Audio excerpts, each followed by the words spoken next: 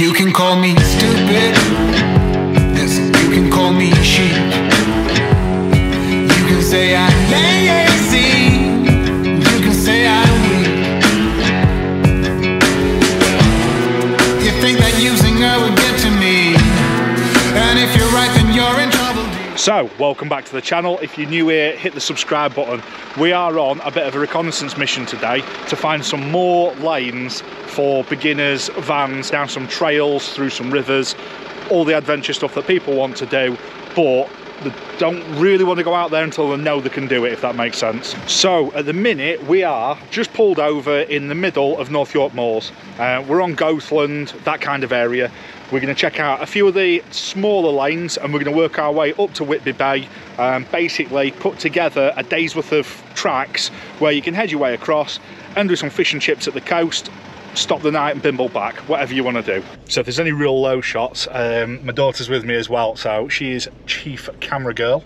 So what we're going to do is we are now heading, it looks like, forward across the river. We're doing all this through the OS maps, and what I'll do is I'll put all the lanes, all the stopovers together in one place. But I think the hardest bit is spending the weekend actually making sure you can get these vans down these places, because anyone can do it in Orlandi, and I've done it for the last 15 years in Orlandi. It is a different kettle of fish with the vans, and I'm loving it.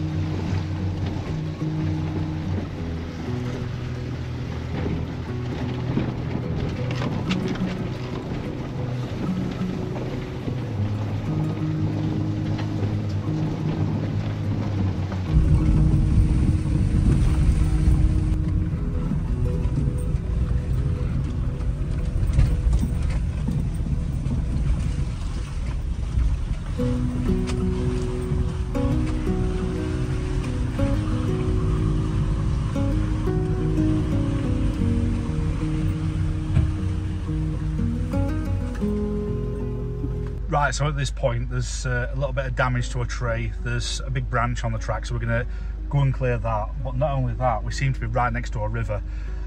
It's rained a lot, so I'm going to go and check this before I even entertain going through it, because it's very fast moving here and I might have to reverse back up this lane.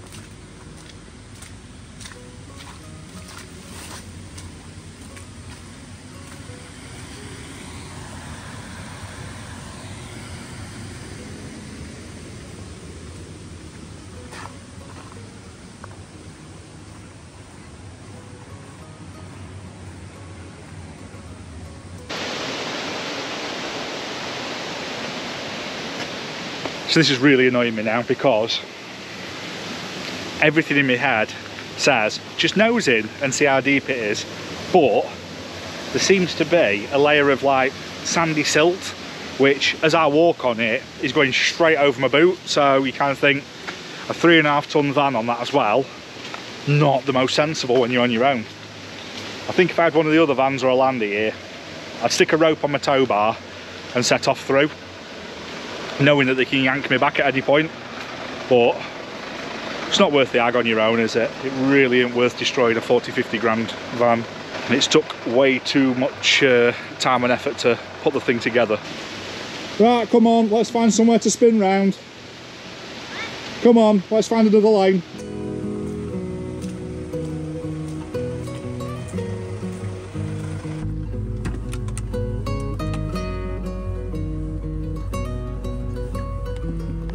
So I popped it in 4-wheel drive and tried to do a 3-point turn, but I just couldn't get over the top of the bankings because it was a bit too steep. So we just reversed out the lane and headed to lane 2.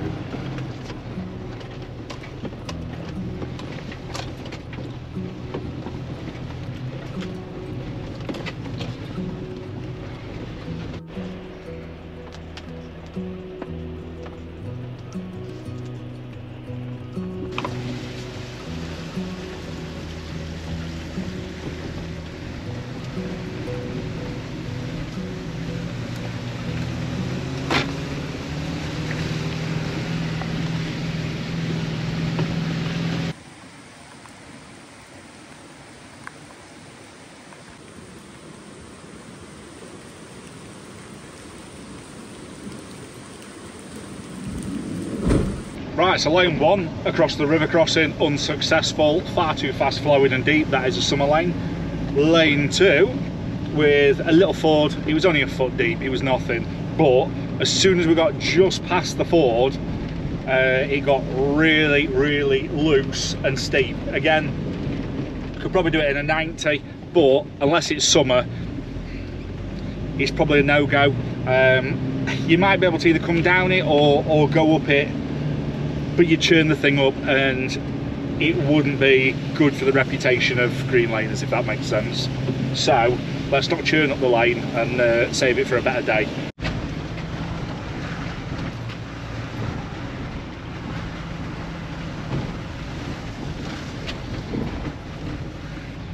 Controversial subject. 4x4 tours, right? So I've always said for years, why am I paying them the money and I can just look on a map and do it for myself? 100%. However, after doing this and taking a full weekend and a tank of diesel and food and drink just to check to see if the lanes are open and passable, that's cost a bit of money. Then if someone was to then do it again with a group, it's going to cost you the same again. So you're already hundreds of pounds deep just to do the lanes to show other people. So I'm kind of getting it why there's a cost to this.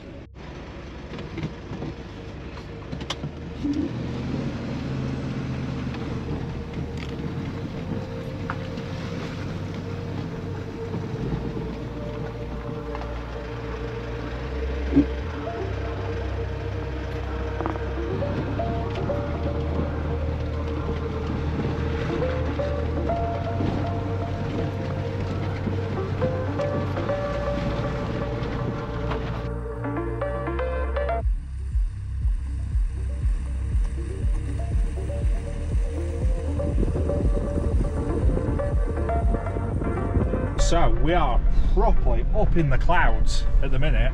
Got all the spotlights on for absolutely no reason other than a bit of vanity.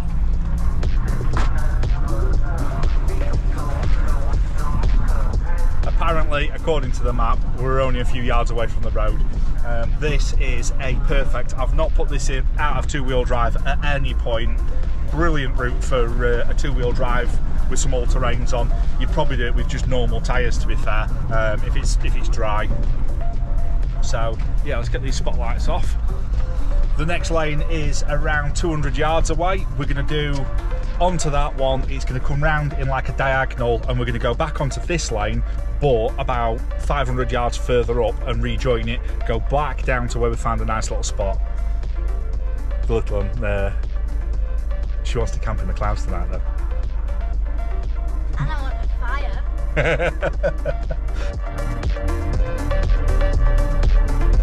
Perfect, yeah. So we should do a track here.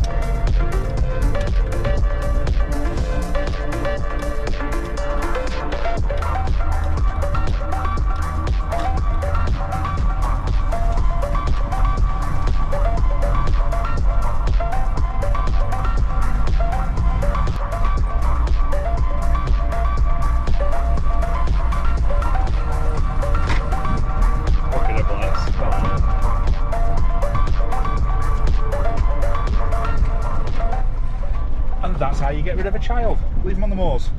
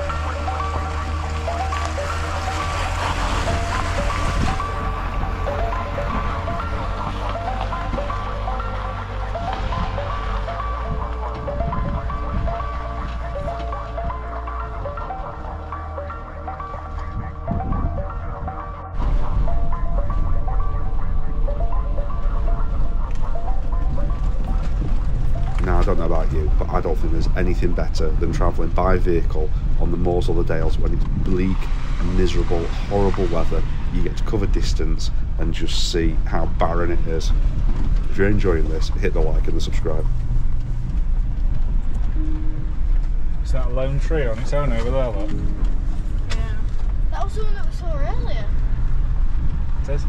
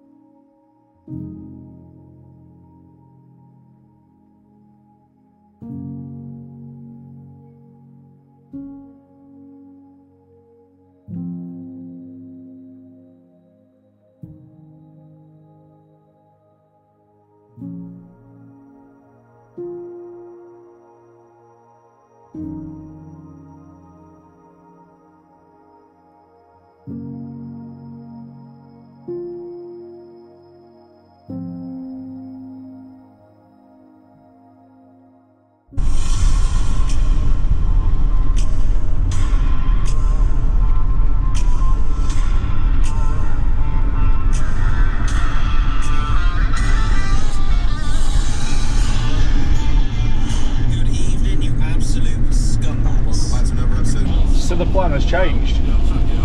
I was going to stop under the bridge, just because, one, you're out of the crap rain and all the rest of it. We can have a little fire under there, happy days. However, the little one has noticed that we are only 8 miles away from the sea.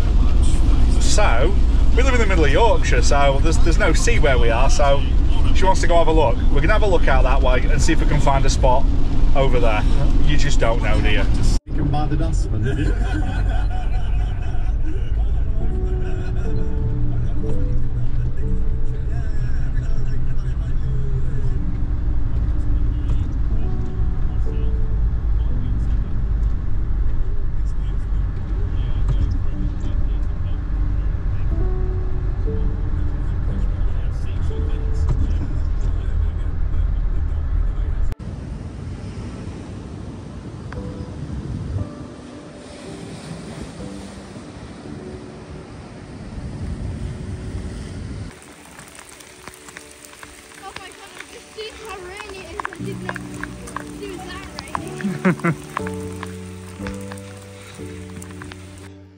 Right, so we were just about to walk up to the Abbey because it was all illuminated, bright purple lights, it looked mega.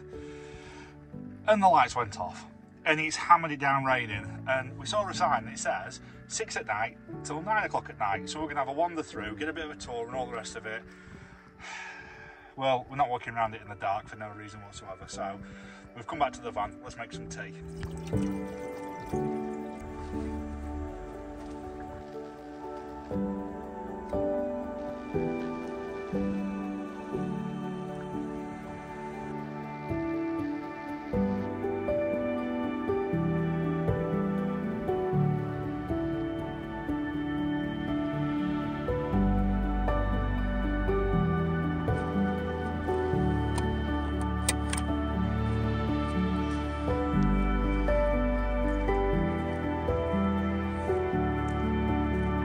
So, I'm regretting not going back to the underbridge spot.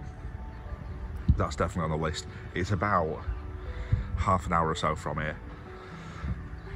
Really, I should have done one more lane going back south, gone to that and then travelled in the morning. My worry was, one, I didn't know, obviously it's the goth weekend, so as you can see everywhere's rammed and it's the day before, so I didn't want to not be able to get parking and upset her.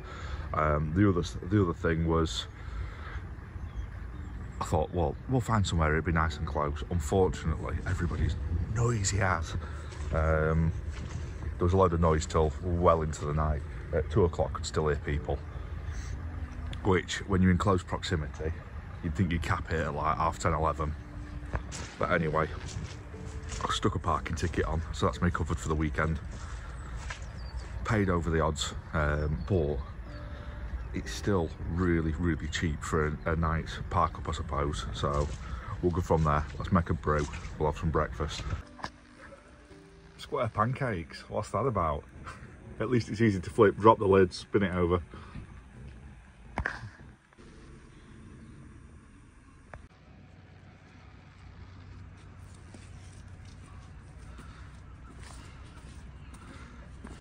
Right, so we're just going for the 199 steps now, which is fine on the way there, but on the way back it's going to suck.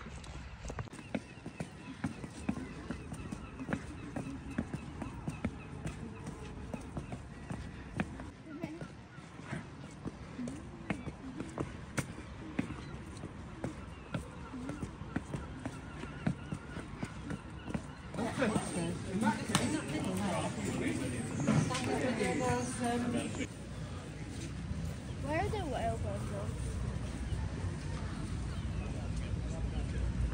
So I know a lot of you all have been to the Whitby thing, but there's a lot of Americans, Australians and whatnot that haven't seen old cities, old towns, and just all the weirdness. Is there something I don't know?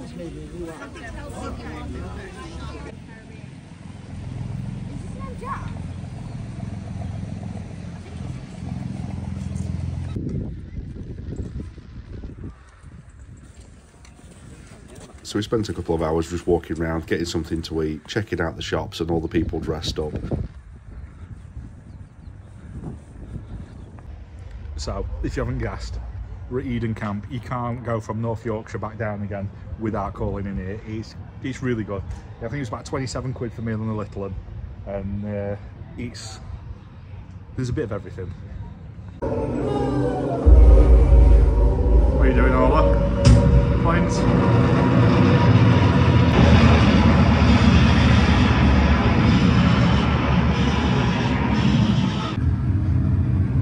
It vibrates because it's supposed to feel like you're in a U-boat.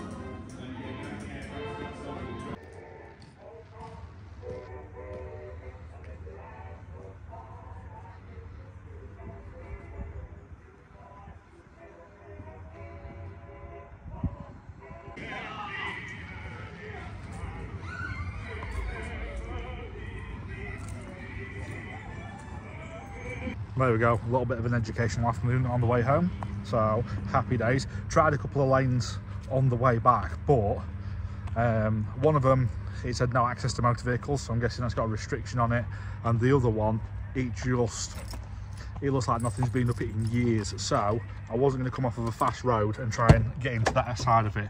What I will do is we'll have to get somebody else with either a Land Rover or something like that. We'll try it from the other end, give it a bash, see if it's clearable in a van. So we are heading back now. So what I'm going to do is the big lanes that were open, I will put a link to those locations on the Patreon page, and then what I can do is the other lanes, I'm going to retry them when it's a bit drier and I've got a second vehicle, because that river crossing was a bit, it might not look it on camera, but you can get a good idea when you're walking about that wasn't going to be a clever idea. And then as well as that, we'll put together a bit of a package. I'm going to get a load of these lanes together. I don't know what, I mean, let me know what you think. Do you think it's too far apart to have like Yorkshire Dales on one day with a stopover, then travel down to North Yorkshire to have another day's lane in, and then a stopover at the seaside or something like that? I don't know. I mean, the whole point of this overland thing, they're not far apart, these locations, in the grand scheme of travelling about, but there is obviously quite a gap in between. Open to ideas. I'm just throwing it out there because obviously this is something that's going to progress later and later on, as I've obviously got this little obsession with off-road in a van now. I'm still going to do the Land Rover stuff. As soon as the Defender goes, I will be putting a bit of money into the Range Rover Classic and doing more lightweight stuff, as well as the more extreme off-road. I won't say extreme, but compared to what I used to do, more heavy-duty proper off-road.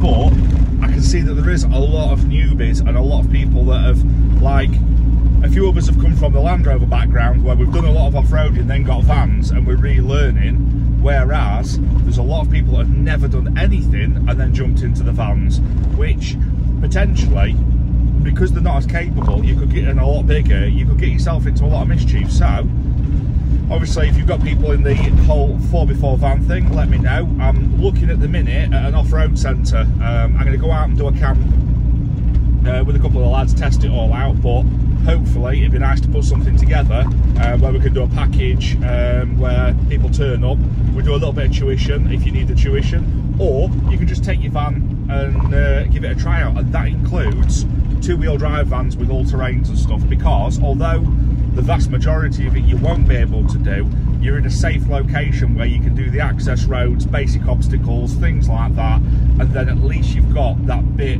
of experience that the one time you get stuck on a campsite or on a bit of a track or something like that, you've got that reference to go back to. So yes, if there is somebody in your little clique that hasn't seen this video and that would be of use to them, make sure that you pass this on to them and let them know about it, because obviously if they haven't seen this one little video, they won't see this far, will they? So peace out. Woo!